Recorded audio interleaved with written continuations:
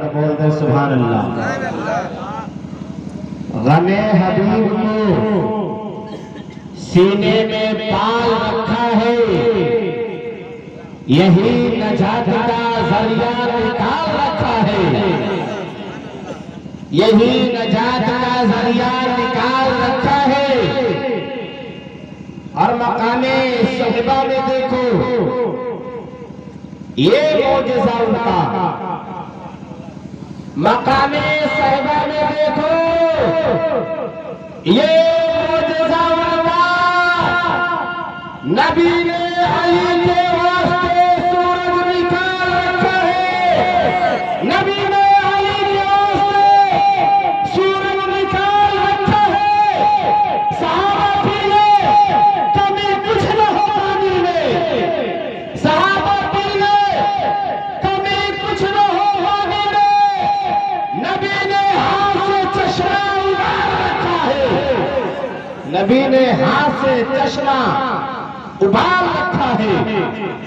आइए हज़रात गिरामी, अभी आप पूरे रंग में नहीं हो रहे, इसलिए मैं भी अपने रंग में नहीं आ रहा हूँ, इसलिए कि रंग में होगा तभी कुछ रंग में बोल करके गुजरूंगा। आइए हज़रात गिरामी, बताओ किसी आशिक ने क्या ये खूब कहा है कि देखकर खुदा को जान की कीमत खरीद ली। हज़रत आप लोगों का तवज्जो, देखकर खुदा को जान की कीमत खरीद ली, देखकर खुदा को जान की कीमत खरीद ली। हर आशिक़ रसूल ने जन्नत खरीद ली, और आका ने अपनी जिंदगी गुर्बत में काटा, आका ने अपनी जिंदगी गुर्बत में काटा। दुनिया के हर गरीब की गुर्बत खरीद ली, दुनिया के हर गरीब की गुर्बत खरीद ली। आइए हज़रात गिरामी में बताओ, रब्बे कायनात ने अपने कलाम पाक में इरशाद फरमाया, वमा अरसलनाका इल्ला रहमतल लिल आलमीन। ऐ महबूब, मैंने आपको सारे आलम के लिए रहमत बना करके भेजा।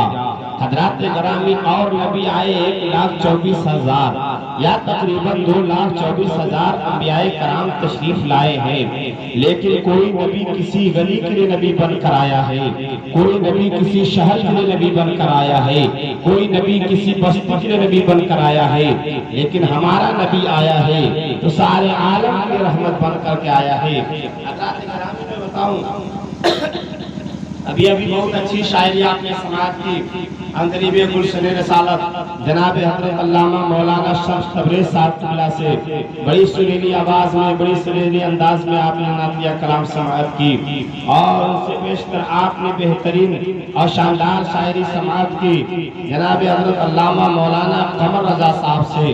हजरत से भी आप लोगों ने समाअत के ऐसे स्टेज रसूल पे जितने हैं, इन लोगों के कदमों के धूल के मैं अपने सर की अजमत बना करके आप लोगों के सामने आया हूँ।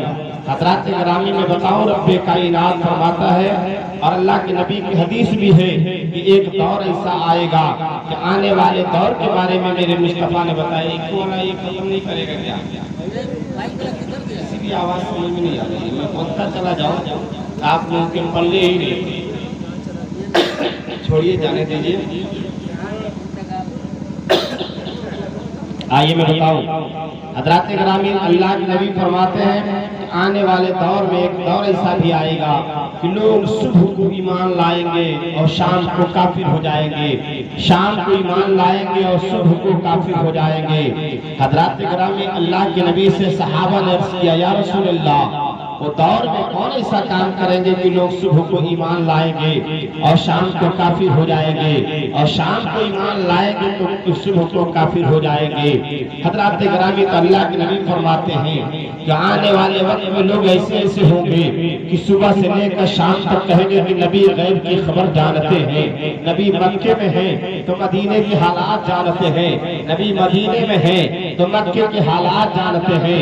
हजरात गिरामी मैं बताऊं कि सुबह को लोग कहेंगे कि नबी मक्के में है तो मदीने के हालात जानते हैं, नबी मदीने में है तो मक्के के हालात जानते हैं। लेकिन वही इंसान जैसे सुबह का सूरज निकलेगा ये कहेगा कि नबी मक्के में है तो मदीने के हालात जानते हैं, अगर नबी मदीने में है तो मक्के के हालात जानते हैं।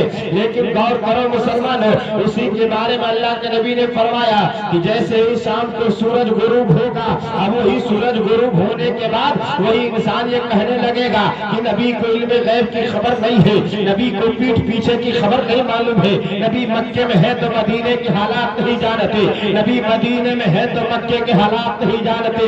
हजरात गिरामी तो वो दौर है, बिल्कुल दौर चल रहा है कि आज लोग खड़े हो करके मस्जिद में सलातो सलाम पढ़ते हैं और कहते हैं कि हम हिंदुस्तान में रह करके अगर सलातो सलाम अपने इमाम के पीछे या अपने मस्जिद में सलातो सलाम पढ़ते हैं तो नबी मक्के में है या मदीने में है या गुंबद खजरा में है तो हमारे सलाम को सुनते भी है, हमें देखते भी है, हमें जानते भी है और हमें पहचानते भी है। लेकिन वही इंसान शाम को जब सूरज गुरूब हो जाता है तो वही इंसान कहता है कि नबी मक्के में है तो मदीने की हालात नहीं जानते, नबी मदीने में है तो मक्के के हालात नहीं जानते।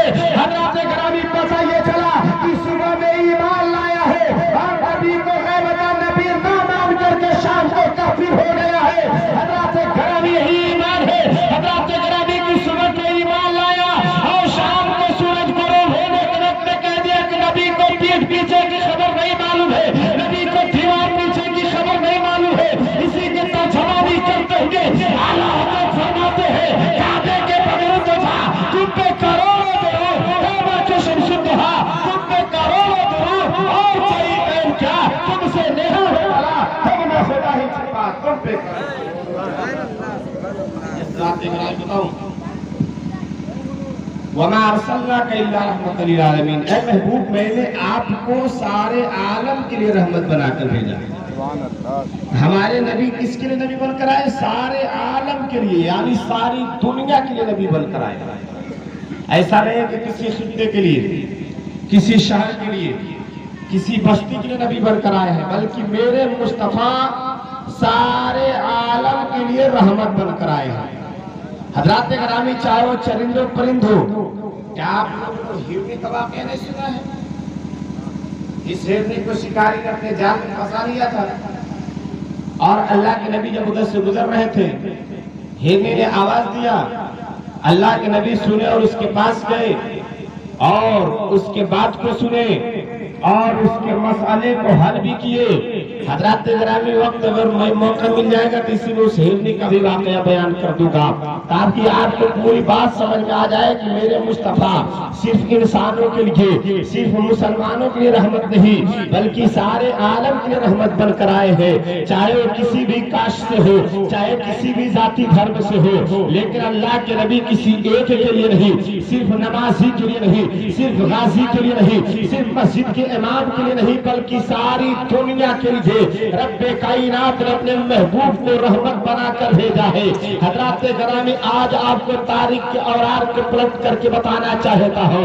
हजरात गिरामी की कोई नबी किसी शहर के लिए नबी बनकर आया, कोई नबी किसी गली के लिए नबी बनकर आया है, लेकिन हजरात गिरामी रब्बे कायनात ने अपने महबूब को सारे आलम के रहमत बना करके भेजा है। हजरात गिरामी मक्का वाले ये सोचते होंगे कि अल्लाह के नबी मक्का में तशरीफ लाए तो सिर्फ मेरे लिए रहमत है। मक्का वाले ये सोचते हैं कि नबी मेरे लिए रहमत है। वहां से 53 साल के बाद हिजरत करके मदीना में गए तो मदीना वाले ये सोच रहे हैं कि नबी मेरे लिए रहमत है। हजरात गिरामी खाने काबा का इमाम ये सोचे कि नबी मेरे लिए रहमत है। मस्जिद नबवी के इर्द गिर्द में रहने वाले ये सोचे कि नबी मेरे लिए रहमत है। हजरात गिरामी हिंदुस्तान का नमाजी बोल पड़ेगा, हम तो नमाज पढ़ते हैं, हम तो नबी के तरीके पर चलते हैं, नबी के उसवे हसना पर बताए हुए पर चलते हैं, नबी मेरे लिए रहमत है। मस्जिद का इमाम कहेगा कि नबी मेरे लिए रहमत है, एक हाफिज कुरान कहेगा कि नबी मेरे लिए रहमत है, एक कारी कुरान कहेगा कि नबी मेरे लिए रहमत है, एक आलिम दीन ये कहेगा कि नबी मेरे लिए रहमत है। लेकिन मैं बताना चाहता मुसलमानों, पूरी दुनिया में मक्का वाले ये कहते हैं कि नबी मेरे लिए रहमत है, मदीना वाले ये कहते हैं कि नबी मेरे लिए रहमत गाजी कहे कि नबी मेरे लिए रहमत है, खाने काबा का तवाफ करने वाला हाजी ये कहे कि नबी मेरे लिए रहमत है, और हिंदुस्तान का नमाजी भी कहता है, हिंदुस्तान का मुक्तदी भी कहता है कि नबी मेरे लिए रहमत है। मैंने आलिम तसव्वुफ में डूब करके पूछा और कहा कि मौला मक्का वाले कहते कि नबी मेरे लिए रहमत है, मदीना वाले ये कहते कि नबी मेरे लिए रहमत है, हिंदुस्तान का नमाजी कहता है कि नबी मेरे लिए रहमत है, खाने काबा का तवाफ करने वाला हाजी ये कहता कि नबी मेरे लिए रहमत है, कारी कुरान ये कहता कि नबी मेरे लिए रहमत है, हाफिज कुरान ये कहता है नबी मेरे लिए रहमत है, आलिम दीन ये कहता कि नबी मेरे लिए रहमत है। मैंने आलिम तसव्वुर में डूब करके कहा कि मौला तू ही बता दे कि तू किसके लिए रहमत है। रब्बे कायनात ने अपने गैबी से आवाज दिया और कुरान में रब्बे कायनात ने इरशाद फरमाया वमा अरसलनाका इल्ला रहमतल आलमीन। ए महबूब मैंने आपको सारे आलम के लिए रहमत बना करके भेजा है। पता ये चला कि आसमानी दुनिया में नबी का नाम मोहम्मद है और ज़मीनी दुनिया में नबी का नाम मोहम्मद है। या मुहम्मद का जवाब है, या इस मोहम्मद का जवाब है। आए मेरे मुस्तफा नूर बनकर और छा गए सारी दुनिया में जलवाए हुजूर। अब इससे पता ये चला कि जब कुरान की आयत करीमा हमने पढ़ दिया, यह भी एक सर्टिफिकेट बन गई, ये बायोडाटा हो गया, ये एक सनद हो गई कि रब ने कहा है। जब रब कहते तो सब कहते। रब ने कहा कि मेरे महबूब सारे आलम के लिए रहमत है कोई पूरी दुनिया में माई कलाम कि जो उसे किसी दलील के जरिए से काट सके। तो जब रब ने कह दिया मेरे नबी सारे आलम के लिए रहमत बनकर आए हैं, अब इस पहलू पर गौर करते हुए आप उसी टॉपिक पे रहिए जिस टॉपिक पे मैंने गुफ्तगू का उन्वान बनाया है। हजरात गिरामी, मेरे मुस्तफा कौन से दौर में आए हैं, हालात कैसे गुजर रही थी, मरहला कैसे पेश आया था। हजरात गिरामी, जब ईसा पैगंबर को आसमान पे उठा लिया गया और बीच में कुछ ऐसा मरहला गुजरा है, कुछ ऐसे हालात गुजरे हैं कि मक्कतुल मुकर्रमा की सरजमीन पर लड़कियों को जिंदा दरगोह किया जाता था। अगर किसी के घर में बच्ची पैदा होती थी तो लोग उसे जिंदा दरगोह कर दिया करते थे। मेरे एक एक जुमले को आप लोग इशारे में समझिए। हज़रात गिरामी, जब सऊदी अरबिया में किसी के घर में बच्ची पैदा होती थी तो लोग उसे जिंदा दरगोह कर दिया करते थे। आखिर क्यों? अंधेरे में थे, इल्म न था, रोशनी नहीं थी, इसलिए बेटियों की कीमत नहीं समझते थे। लेकिन रात गिरामी में बताऊं कि जब उसी सऊदी अरबिया में अगर किसी के घर में बेटी पैदा होती थी तो लोग उसे जिंदा दरगोह कर दिया करते थे। हज़रात गिरामी, हिंदुस्तान का भी मामूल यही रहा है, भारत के सरजमीन पर भी मामूल ये रहा है कि अगर कोई औरत है और लड़की है और शादी करके अपने ससुराल गई है, उसका शौहर अगर इंतकाल कर गया, अब वो औरत बेवा हो गई। हज़रात गिरामी, उस बेवा औरत को उसके शौहर के चीते पर लोग जिंदा जला दिया करते थे। हज़रात गिरामी, और आपको आगे बढ़ करके बताओ कि रक्स बिस्मिल का खेल भी खेला जाता था। अब आप कहेंगे कि मौलाना रक्स बिस्मिल का खेल होता कैसे था, रक्स बिस्मिल का खेल खेला कैसे जाता था? तो आप एक एक जुमले को इशारे में समझिए। हज़रात गिरामी के रक्स बिस्मिल का खेल ऐसे होता था जैसे आज आम तौर पे क्रिकेट और फुटबॉल होता है।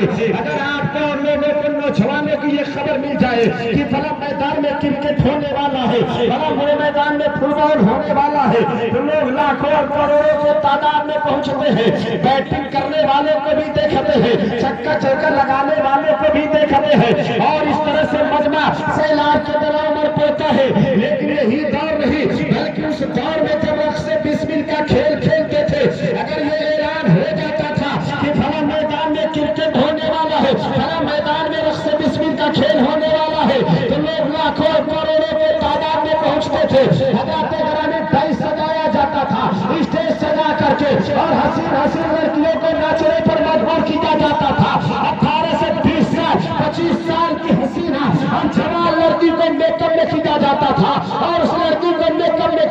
जाएगा। एक से एक उसे सजा धजा करके, कपड़े पहना करके हजरत ग्रामी टाइल्स पर उसे नाचने पर मजबूर किया जाता था। हजरत ग्रामी रात भर बच्चियां नाचती थी, तो नाचते नाचते जब थक जाती थी तो बारे रहे मौला में कहती थी कि मौला तुम अपने आखिरी नबी को कब भेजेगा, मौला तबारक तआला तुम अपने आखिरी नबी को कब भेजेगा, जिसके बारे में हजरत आदम ने बताया है, जिसके बारे में हजरत शीश ने बताया है, जिसके बारे में हजरत ज़करिया ने बताया है, जिसके बारे में हजरत यहया ने बताया है। मौला तुम अपने आखिरी नबी को कब भेजेगा। और अक्सर बिस्मिल्लाह में लोगियां नाचने वाली था करती थी कि मौला क्या हमारा यही वकार रहेगा कि जिंदगी भर हमें स्टेज पर नाचने पर मजबूर किया जाएगा। ये भी आवाज बाद इजाजत में टकराती है। और उसमें एक मरहला और भी पेश आया था दोस्तों कि हसीन लड़कियों को तो नाचने पर मजबूर किया जाता था, लेकिन बेसहारों का सहारा देने वाला कोई नहीं था, यतीमों के सर पर शफकत का हाथ फेरने वाला कोई नहीं था। जब भारत के धरती पर हजरत ग्रामी उस वक्त बेवा औरत को जब चीते पे साज करके जलाया जाता था, तो मैंने तारीख मुताला किया और मैंने तारीख से पूछा कि तारीख ये बता दे कि अगर कोई इंसान मर जाता है तो उसे कब्र के हवाले कर दिया जाता है, नहीं तो धर्म के अनुसार उसे जला दिया जाता है, नहीं तो पानी में बहा दिया जाता है। लेकिन ये कौन धर्म कह रहा है अगर उसका शव इंतकाल कर जाए तो उसी के चीते पर इस बेवा औरत को जिंदा जला दिया जाए।